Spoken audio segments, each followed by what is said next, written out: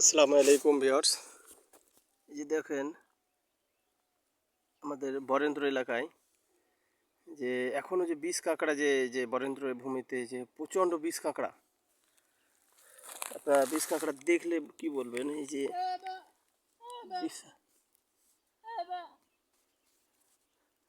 এত বড় বিষ কাঁকড়া,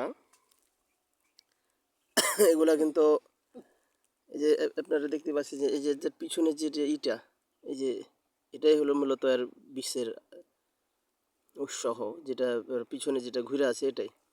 এতে এতে মনে করেন যে এই যে সামনের দিকে কাঁকড়ার মতন যে চিমটা, এটাতে কামড়ায় না, আর বিষ হলো আর পিছনেরটাতে, বুঝলেন? এত বিষাক্ত এই বিষ কাঁকড়া, এই যে কালো যেরকম একবারে পাকা হয়ে গেছে।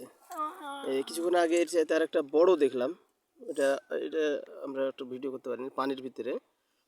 তো এইটার ব্যাপারটা হয়েছে আপনার, মারো না মারো না, এটাকে আপনার পশু পাখি তো আর গোড়াতে যায় না, মানে বড়োর কারণে। ছোটো মোটো হলে হয়তো পাখিতে যেগুলো ধরে খাই লিতেছে, কিন্তু এই বড়োর কারণে মানে পাখি এর গোড়াতে যায় না।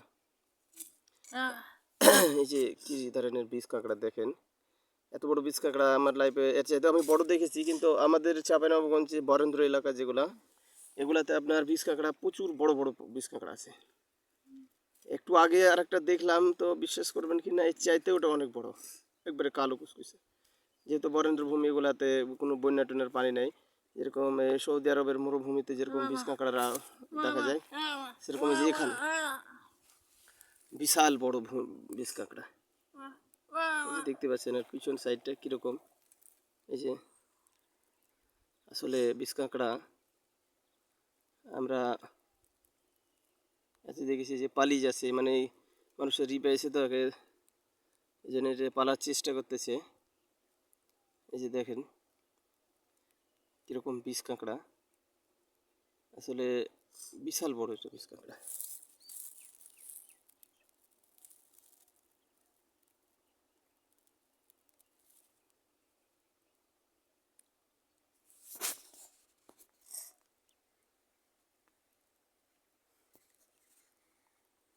ঠাসি মেরে বসে আছে আর যে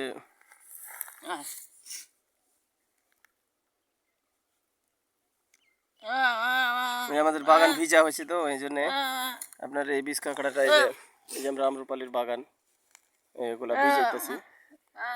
এই জন্যে এই বিষ কাঁকড়া যেন পানির ভিতরে থাকে না, মাটির নিচে থাকে,